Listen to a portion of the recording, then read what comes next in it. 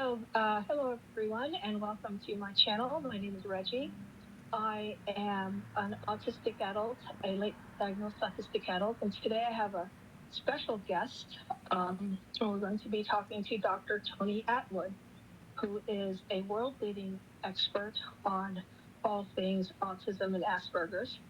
And today we will be talking about autistic burnout. This is the fourth installment of a series on burnout. And we're so honored and grateful to have you, Dr. Tony. Thank you, Reggie. Now, I gather you collated some important questions. This is a very important topic, burnout, because as a clinician, I see so much of this because the psychological consequences are horrendous for the individual. However, there are strategies that can be used. So, okay, Reggie, your turn. Yes. And I'm so glad that you mentioned strategies because we do want to talk about some of those as well. But I do have some questions for you. We're very, very excited to hear your thoughts. So I believe that a lot of children get diagnosed with autism in their toddler years, around the age of 2.5. And what tends to happen is you have this child who seems to be perfectly normal. And of course, we use the word normal in, sparingly, but and then at around the age of 2 or so, the child starts to have these huge issues, which a lot of people think are regressions. The child might stop speaking, might not be able to do basic things that he or she used to be able to do. And this is often when a lot of these children get their autism diagnosis. And my question to you is, do you believe that this instance could be the first significant burnout that these children are having, their first autistic burnout, which is now showing their autistic traits very, very strongly? That's a very interesting suggestion, and one that hasn't really been explored sufficiently. But if I take that a little bit further, you have a child who has, right from the start, sensory sensitivity and is trying to cope with an aversive sensory world in many ways. Is finding people difficult to understand, to make friends, to work out what's going on socially. You also have difficulty coping with the constant changing aspects of your life. There isn't the degree of certainty and consistency. So psychologically, the child tries to cope as much as possible, and it may well be that regressive autism could be, to a certain extent, a reaction to the oppressive nature of their daily life, that they go into shutdown or burnout. And I think that's a possibility. It's very hard you can't ask somebody, when you were 2 years old, what were you thinking? What were you feeling? What was going on? Because you can't remember those times accurately. But I think this is a theory that needs further exploration. Yeah, I agree. And I think, and you can elaborate a little bit more on this. I think that at the age of 2 is when you have your first real separation from your parents, when you start to notice that there's a world that exists outside of your parents, and you are now confronted with this great big world and all of these new big things, and you have to start making your first basic decisions about your own autonomy. And I wonder if that, for an autistic child, can cause enough overwhelm to short circuit the brain into a massive event that could become regressive if the child is not prepared for it as an autistic child. Yes, it's looked on as potentially a coping mechanism for overload. And that is quite a plausible explanation. But at this stage, there's no data to confirm it. But I hope somebody will explore it further. I hope so too, because this could be a groundbreaking, way to create new, I don't like the word interventions, because when I think of intervention, I think of a drug or alcohol intervention. So even just new ways to help children in a situation to ease into a big brand new world and not be so confronted by it without that preparation. Yeah. Now, If I along can, those lines, yeah, absolutely. okay. If I can add to that, I think what we need to do is see the world from the child's perspective rather than the parent's perspective. And just for a moment, observe the child and look at how they are reacting to their environment. And when are they at their most relaxed, engaged, etc. And often it's when the sensory and social world is minimized. Do you find that that person comes out of their shell? Yes, and that is true not just for children, but for, I don't think that ever stops. I know for me, as a 56-year-old autistic person, that is true in so many ways.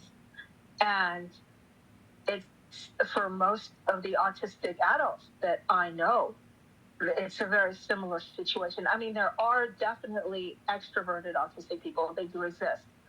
But for most of us, I think having everything minimized and just brought down to a much smaller scale, it really helps to calm the nervous system and just allow us to deal with just a few things at a time. And that enables us to function much better, I think. I agree. Okay. So, an interesting perspective of regressive autism. Yes. Yeah, I think it's something we need to study. Now, even along those lines, speaking of children, I had watched one of your videos from way back, and They you go back a had long time. Yes. you do. You had mentioned that you had diagnosed a child as young as, I believe it was 3 weeks old. And I'm curious about how you were able to do that. What did you notice, or what did you see that enabled you to make that diagnosis at that age? Okay. I think one of the central parts of autism is connection. And especially in the teenage years, the desperate need for a connection. For non-autistic kids, they are born pre-wired to prioritize people and faces. So if given Oh, a I did choice not know between that. a pattern and a face, they will choose a face. Face is very, very Wow. important to them. And so I was noticing that this particular child, my face was in the way of what they wanted to look at. And so Wow, that's cool. they were more interested in their fingers or perceptual displays and so on than a face and eyes in particular. So that's something that you can pick up fairly early, is the degree of connection. And I think this is one of Wow. the puzzling things for a parent, especially a mum, is that they may try and connect and engage with the child, but the child may find this overwhelming. And that's the Yes. problem. You are literally in their face, and there's all Yes. the sensory or visual, auditory, tactile experiences that some autistic kids, whoa, that's too much, and pull away because they're overwhelmed. Yes. That's really fascinating. I did not know that neurotypical children were pretty wired to focus on faces. I had no idea. That's really fascinating to me. And I also wonder, like, I know for myself and also for my one of my cousins who is autistic, and I'm not sure like if this particular issue affects a lot of autistic people or all of us or just some of us. But I know for me, my personal space bubble has to be very, very big because I see things much bigger and much closer than they actually are. So when you were talking about that infant and that parent literally being in that infant's face, if the child is seeing it much bigger and much closer than it actually is, I know for me, it's terrifying. It can be really, really scary. And I keep taking steps back and keep taking steps back. And people are like, why are you walking away? But I wonder if an autistic infant would have the same kind of response that I have when a parent's face seems that massive and that close. Yeah, I think one of the first signs of autism is perceptual disturbance. Now, that can be auditory, sounds are particularly loud. It can be visualization, what I call the visual acuity of an eagle, so that child has a certain threshold at which they perceive things, and it's a much lower threshold. So ordinary sensory experiences are reversive, which can be the beginning of turning away from people. And in a way, sensory sensitivity may precede the social disengagement. I think that's probably true. Because when you think about a child of that age, they would have never had social interactions. So they wouldn't know, they would have never been exposed to the difficulties of social interacting. So I would imagine that the sensory aspect would be the predecessor because they have nothing, they would have no preconceived ideas of what social interacting is. Yes, but what they do experience is it's overwhelming, if not aversive. Yes. And so there's a degree of a coping strategy of withdrawal, which means that you're not getting the social neurology of the brain, the experiences that are needed in infancy to be able to process efficiently social information later on. This is so fascinating. And I just thought of something just now, which I wonder if it's possible to study.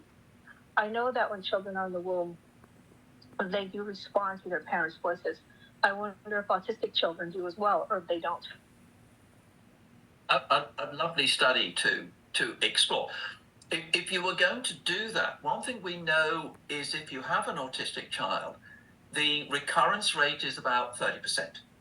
So research studies have now taken families that have an autistic child, and then with subsequent pregnancies and infancy of younger siblings, 1 in 3 chance of them being autistic. So you could actually do that study. That's quite feasible. That would be really fascinating to see if what kind of responses you get in the womb. That is mind blowing.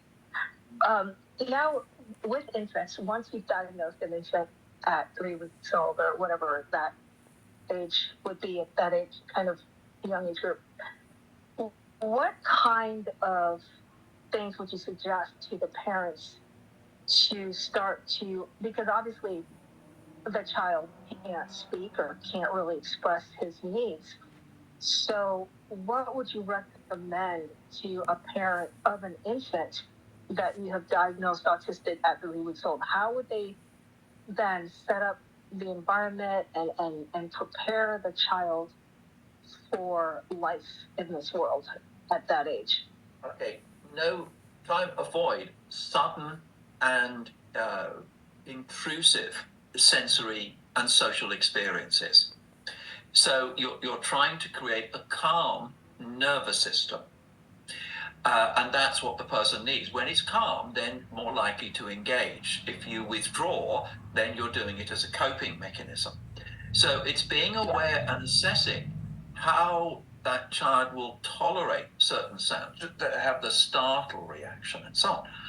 But also social experiences as an infant are often tactile. So what are the tactile experiences, etc.? So this is having an assessment of the sensory profile in infancy. That is amazing. Are people doing that now? Are they starting to do that? What's your experience with doctors and psychologists working with kids of that age? No, it unfortunately is not there. This is my clinical experience and wisdom. Is that we need to be aware of that. And what the autistic person is looking for is consistency and predictability. And mum can provide that, but what mum can also do, could be dad, is soothing. And a part of the autistic profile is a vulnerability to intense emotions. Now, mum starts to become sensitive to the triggers that set off the agitation and may have the ability to soothe by rocking or rhythmical actions that may occur. And so there is a bonding and, shall we say, a need for mum to be there, which is why you often get separation anxiety, because mum's the one who reads me, reads the situation, and soothes me like nobody else can. Yes, exactly. And I think it's really important too for parents that when you get an autism diagnosis for your child, that we start to shift our thinking. And because a lot of parents, I know for some of my cousins who have autistic children, and for some of the people that I know, when they got the diagnosis, the first reaction was, oh no, what a horrible thing, and I'm scared, and this is bad.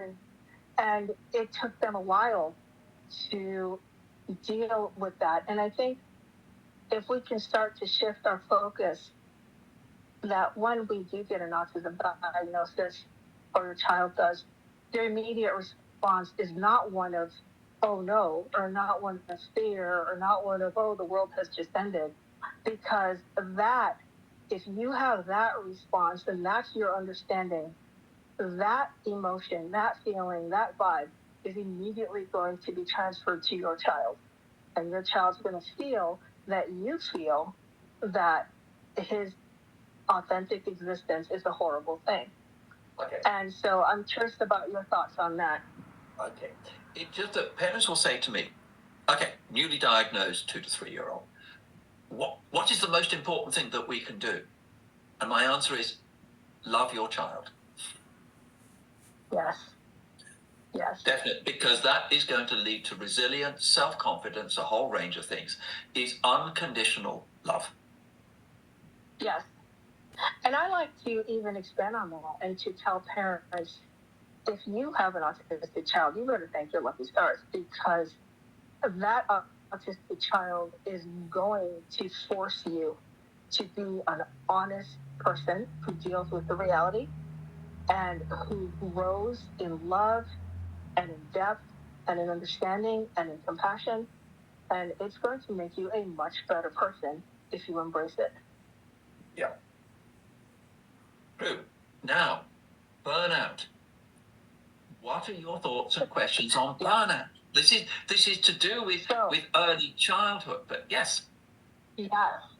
So, and this is important that we start this in early childhood, because, as a discussion of early childhood, because children are experiencing burnouts, and I don't think people realize that they are. And I believe that for me, I probably started living on the edge of perpetual burnout as a pre-adolescent. And so we have to really understand that these massive neurological events start in childhood. They don't start when you're older. And so, are you aware of any research that's being done with psychologists and neurologists together to really try to understand if there are actual things that are happening in the brain during these burnouts, during these massive events, that is causing any type of brain damage or any type of neurological deterioration that we can actually monitor and see? The original drive for burnout came from autistic people themselves. It's there in the autobiographies. It's there in clinical conversations. And so on social media, it's something that has suddenly resonated with so many people. Unfortunately, academics can be about 10 to 20 years behind the times in terms of real life and clinical experience. which I find as a clinician is infuriating, because I told you this 10 years ago, but until there's data, only when there's data will we accept it. What you need is wisdom, not data. So it is yet to occur. One of the problems is, how do you provide an operational definition of what burnout is? What is it? And so there's a lot of pontificating about what is the term.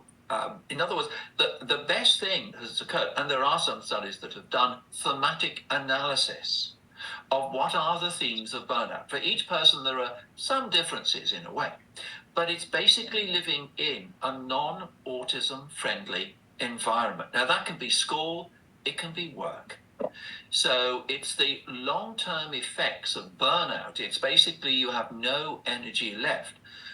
Clinically, there is some debate as to, is this depression?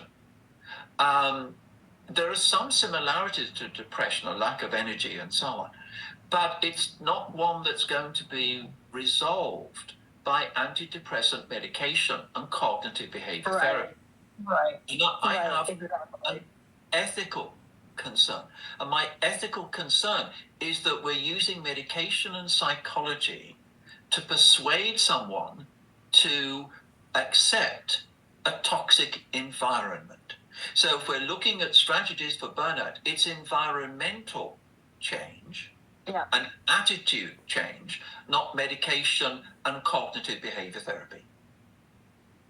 You have just said something that needs to be on every billboard in the world.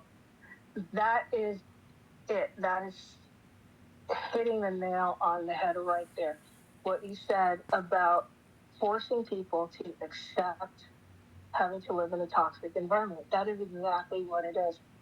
And it's, it's definitely school, definitely work, but it's more than that. It's life. It's your entire life. And I do believe that what you said is so huge and so important, because burnout is a result, it's a symptom of a systemic toxicity. It is not a person's inability to cope. It is the fact that the person is living under a torturous system that they're not designed to be able to survive. Now, you mentioned about neurology. One of the things that is a fascinating component of burnout is it's associated with impaired executive functioning, time management, prioritization, and so on. So, in other words, it's the frontal lobes of the brain that are going to be affected and aren't working as they should do. And this is it's not ADHD, but it resembles ADHD. In other words, the brain's capacity to cope with information, to process many situations, social and cognitive, is actually going to be impaired. So there is a functional, shall we say, decrease in abilities. Now, I am not as familiar with ADHD. So when you say that there are similarities, can you explain what you mean when you say that? Okay, there's a problem regulating attention. There's a problem in dealing with complex situations and almost being overwhelmed by too many choices. Okay. You are confused and in a mental fog. Many with burnout will say, I'm in a fog. I can't see what to focus on, what's a priority. My mind was smart. I was clear in my thinking. But now it's almost as though my brain can't cope with too much information. Yeah. Oh, okay. Well, that makes sense. So is this what an ADHDer would also experience with their condition? But the thing is, it can be clarified by ADHD medication. When you've got burnout, that medication may not be effective because it's working on a different system. No. Yeah. Exactly. Now, there's definitely the executive functioning component. the social component. Now, for me, and again, whenever I speak, I want to always clarify that I'm speaking from my own personal experience. So my experience may be different from other autistic people's experiences, but there may be similarities as well. So when I share my own experience, if you have an autistic loved one in your life, or if you are autistic yourself and you can relate, then definitely use my life to help you do that. But if you are different, that's fine too, because none of us are exactly alike. So I know that I struggle with apraxia, cataplexy, catatonia, and I believe they're all related to each other. And I was just talking to a friend of mine today, my friend Amy that we spoke to last time, and we were talking about how selective mutism, which I don't like that word, so I say situational mutism, how situational mutism is also related to catatonia in autism. And so my question to you is, I know that whenever I am either on the verge of burnout or in a burnout, I will become apraxic. Is that the word? Apraxic? I'll become apraxic much more frequently and much more intensely. And the same with the cataplexy and all of that. And my question to you is, how does that all work as far as the brain is concerned? How is that all tied in? Okay, I think one of the things we need to explore are the early signs. There's going to be variability. Early signs, as you say, situational mutism, I literally can't speak. But what you're looking at is stress and how that person is coping. It may affect a number of abilities, such as it may affect sleep. There are going to be greater difficulties and more intense emotions, greater social isolation, increased engagement in special interests as a recovery mechanism. So what's happening in the early stages of burnout is actually an increase in autistic characteristics, because many autistic characteristics are coping mechanisms. And if you're not coping and it's too intense, you will find there's an increase in the characteristics of social withdrawal, sensory sensitivity, coping with change, and so on. So we need to clinically go through with the individual what were the signs that this were becoming too much within yourself. Also, parallel to that, what were the signs in your environment associated with that? As an adult new line manager, changes in job expectations, bullying and teasing from the workforce, etc. So what were the internal and external characteristics that indicated burnout on its way, but also contributed to burnout? Yes. I think that's really important. I'm a big advocate for self-awareness and really understanding your own body, your own signals, and really advocating for yourself when you experience what you experience, because you're the only one who can really do that. And it's so important that we learn to recognize the messages our bodies are telling us, and that we learn to command respect. I think it's very important that if you're at school or at work and you go to your teacher or your boss and you say, hey, I'm experiencing this, and this, I need a break. I need, an accommodation. That is something that has to be respected just as much as someone who didn't have legs would need a wheelchair accommodation or something. It's that intense. Yeah. I think one of the problems, if you're autistic, can be your determination. In some respects, your determination is great. And in the job, you will get it done. But in that single-minded determination, you're not seeing the big picture. It's what's called weak central coherence. And so often that person's view is, I must continue, I must do. If I can't, it's a fault within me. there is something wrong with me, rather than looking at the circumstances. So it's that single-minded determination, I've got to go on to prove my ability, whereas actually you are heading to a sense of destruction in a way that needs to be recognized. Well, I think a lot of that actually is conditioning.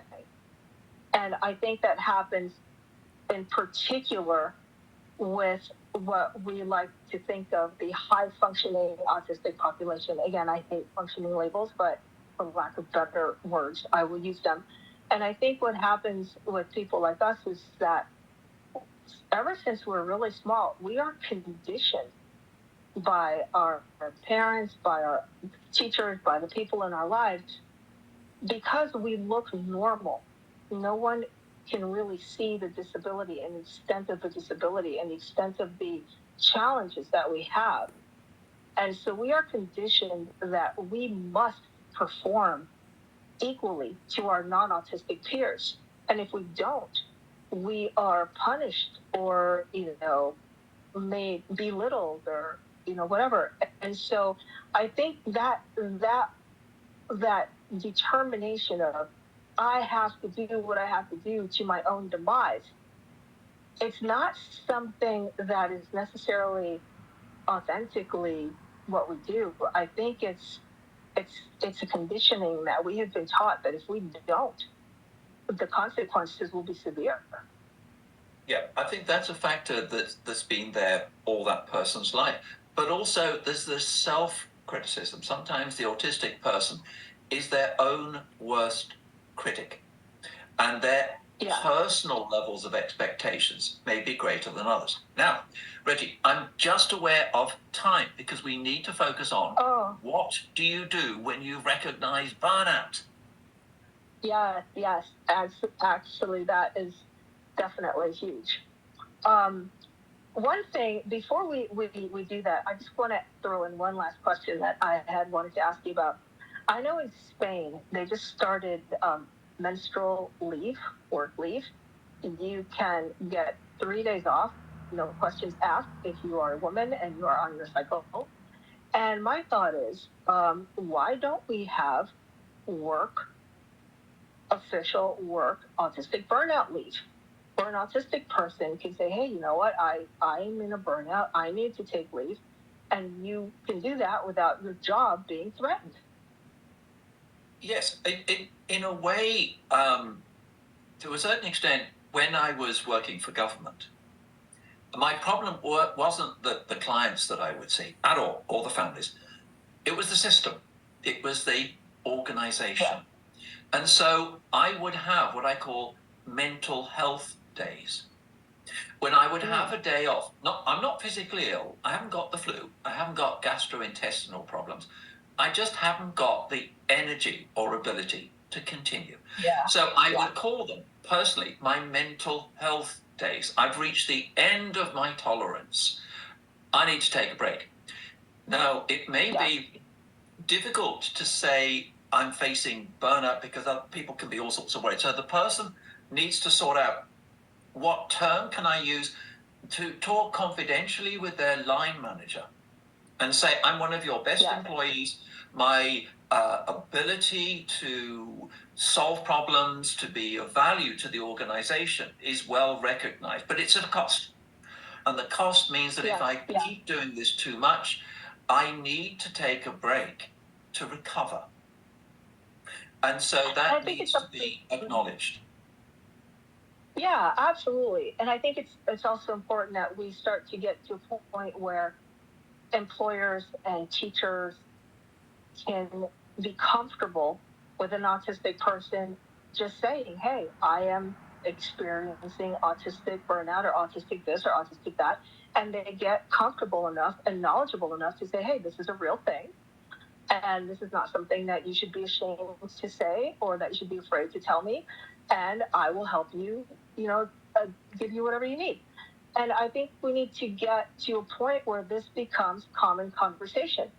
Because, if I went to my boss and I said, I have the flu, they would be like, oh, okay, we'll take a couple days off. So why shouldn't it be just as easy to say, I'm having an autistic crisis? I think times are changing. People are much more aware of stress. But there are two things that are possible there. Here in Australia, we're starting a movement for a 4-day working week, which actually increases productivity. Because when you're working, you have more energy and you're more efficient and you're a better employee. Also, we may be looking for the autistic person to be employed part-time, not full-time.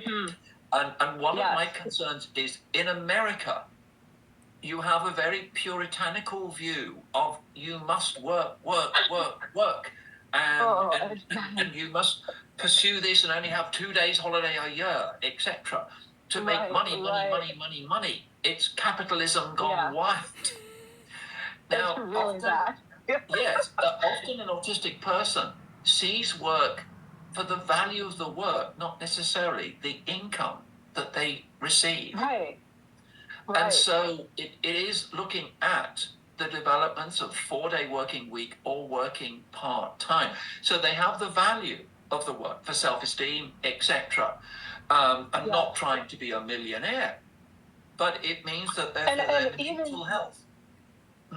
Even with that, though, it's really important that, because I don't know about where you are, but we still have issues where in a lot of instances, people with certain disabilities are underpaid, undervalued, and cared for. And so even in the workplace, you can sometimes see that happening. So I think it's important that these issues are addressed and that we really create a space where autistic and otherwise disabled people can be fully valued and fully compensated for what they bring to the table, which is a lot. And I think that's super important. Yeah, I think this is performance related. It's basically saying my performance improves, the quality of work is greater if I have opportunities to recover from the stresses that other people don't have.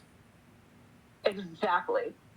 And when we talk about what we need to do when we are burnout, this is a great segue into that as individuals. So it's important, like we talked about, self-awareness is key.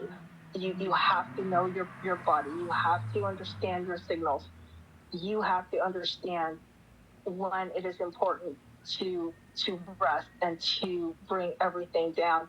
And one thing that I like to tell myself and to tell my people that I know is, as an autistic person, it is critically important to be as kind and compassionate to yourself as you would to someone else that you love. Because oftentimes we are much more caring of other people than we are to ourselves. And if we treated ourselves as we would treat others, we would be in much better shape. Yeah, it's interesting, Reggie, we're going to have to close in a moment. I have a PhD student who's just completed her PhD on aging and autism. And what she found was that the greatest outcomes were with those with maturity who had self-compassion, gave themselves some slack, were not so self-critical, and in fact were much more self-supportive. And that was better than medication. It was better than psychological therapy. Was basically, who are you? And your attitude to yourself is not your faults, but your qualities. Exactly. And that is so true. And we have to really stop beating ourselves up. We have to stop blaming ourselves for the way that we're treated. We have to stop blaming ourselves for things that are out of our control and just recognize that we are created in a beautiful and a magnificent way, and how our bodies work authentically is to be celebrated and to be supported, not criticized. Okay. Now, Reggie, I think that's a lovely point to end on. So what I'm going to do is just close the recording now, which I think I do. Okay. Stop recording.